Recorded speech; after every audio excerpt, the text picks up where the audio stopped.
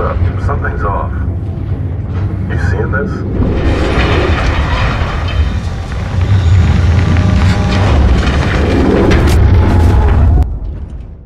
At the bottom of the ocean, a massive earthquake causes a hull breach in an underwater mining facility.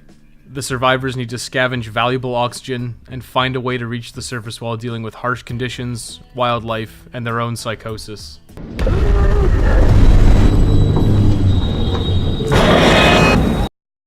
There's protocol for everything. Has to be. Narcosis dabbles in a little bit of everything. Exploration, survival, combat, puzzle solving, platforming, and a little bit of psychological horror. If it sounds too good to be true, it usually is. Narcosis is fundamentally a walking simulator. You trudge through the seafloor in your exoskeleton, searching for potential survivors and a means to escape back to the surface after a massive earthquake breaks your underwater habitat's hull integrity. You have a thrust system which can be used for some light platforming. It's hard to control, gets used up too quickly, and takes too long to recharge to be of any real use outside of the mandatory parts where you need to do some kind of jumping.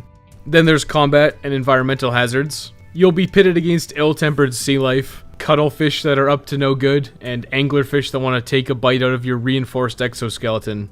The enemies don't pose any threat to you. Sea life bonks into you, which is just annoying. They won't be able to penetrate your exoskeleton. Instead, they instill panic in your character, which makes your oxygen meter deplete at a disgustingly quick rate. You'll need to continually find oxygen tanks to stay alive in the ocean floor and flooded habitat. Environmental hazards are mostly instant kills from giant crabs, or getting too hot or too cold. It's not enjoyable because it's really the only time you'll die in Narcosis. You'll have to avoid the crabs and distract them with flares. These can feel inconsistent, as even if you've distracted them, these crabs have a tendency to kill you regardless.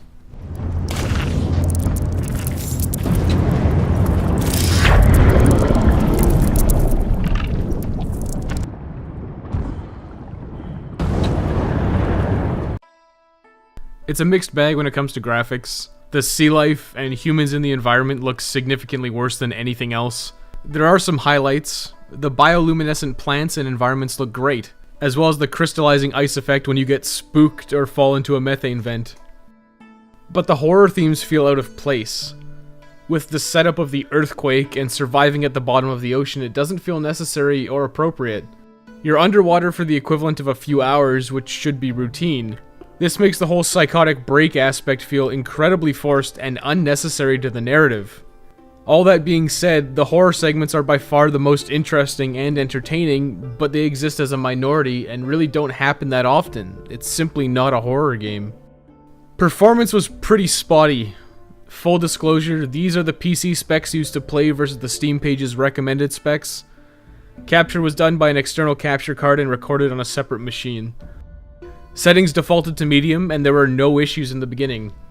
After a while, it was turned up to high and started to get a lot of frame drops after entering the flooded habitat.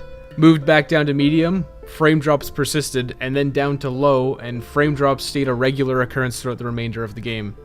The graphical settings don't appear to have much impact at all. Low, medium, and high appear to be indistinguishable visually, and performance-wise, none of them are great. Narcosis uses binaural sound, and it is effective during the few horror sequences. Headphones are absolutely recommended. Sorry, can you repeat the question? I was hoping you'd talk about the moment when you realized that the ones you collided with were, in fact, the ones you were trying to save. There is very little voice acting. The game is entirely narrated by two people, a man and a woman. Both parties sound apathetic at the best of times, and it makes it hard to get invested in the narrative. Finally, Narcosis is VR compatible, and that probably is the best and most interesting way to play it, if you have the ability to do so.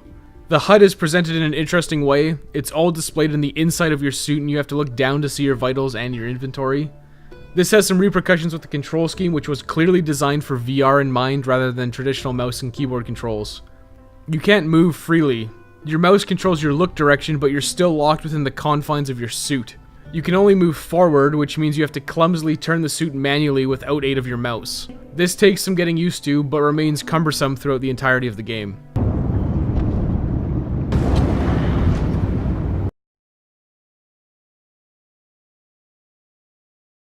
Narcosis wants you to believe that it's a game about the struggle to survive at the bottom of the sea. that there's a hard time limit with a constantly depleting oxygen meter and limited resources.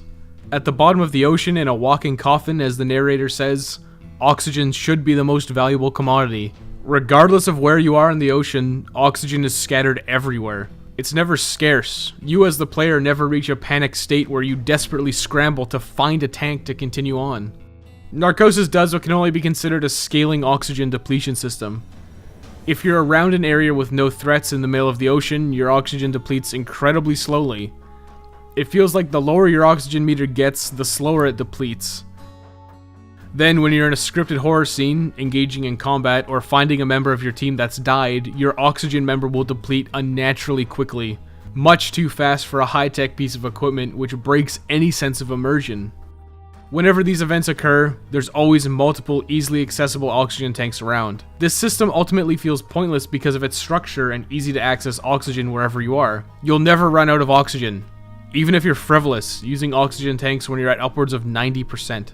That applies to the idea of exploration as well. You have these huge areas to navigate, but you're railroaded down a certain path. You have to go a certain way, being blocked off by rock faces if you deviate. Environmental hazards are just instant kills. They're frustrating and often confusing to navigate. Calling these stealth sections doesn't feel accurate. Getting killed by a giant crab piercing your reinforced exoskeleton is a pathetic excuse for a hazard. Checkpoints are infrequent, which means getting killed is unnecessarily punishing when you make a minor mistake. Again, it feels inappropriate because Narcosis wants to be this narrative-driven game and you're forced to replay these tedious sections of waiting around for an opportunity to pass a crab. The solutions to some of the horror segments are usually not obvious. Certain sections will punt you out to the next section with a presumed failure.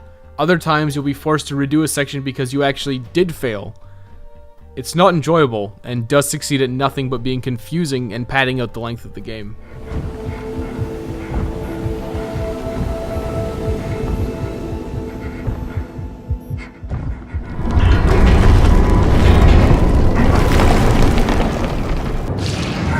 So you're lost and looking for some way out of all of this.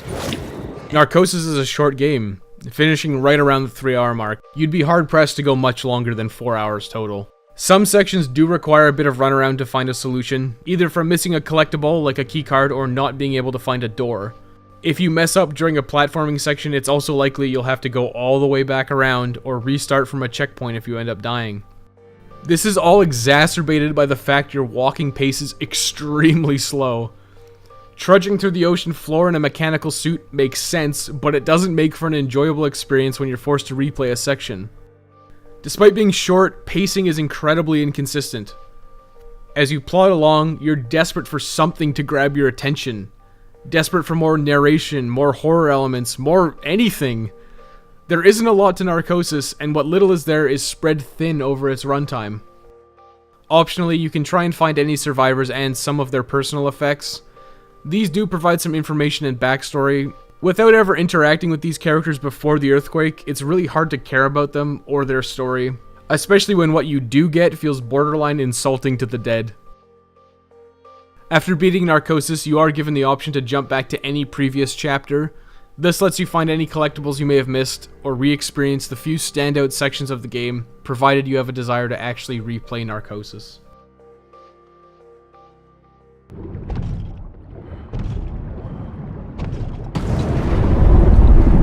At recommended playing, games are either ascended to the pantheon of games worthy of your time with a recommendation, or are forced to wallow in the miserable muck of mediocrity with a dismissal. Narcosis suffers from not knowing what it wants to be. It desperately wants to be a narrative-driven survival game with strong psychological horror elements and atmosphere. In trying to do all three well, it instead succeeds at none of them. A good initial premise is ruined by a weak story featuring bland narration. Combat is laughable, and survival mechanics are virtually non-existent. The horror elements feel forced and really have no place within the context of the game. This lack of focus makes it so every part of the whole is extremely mundane.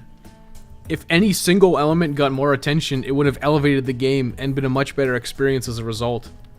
Even if you're a fan of super casual walking simulators, you may actually find Narcosis' platforming and confusing solutions to scripted events off-putting, on top of its slow and inconsistent pacing. Narcosis gets recommended playing's most disgraceful verdict of not. recommended.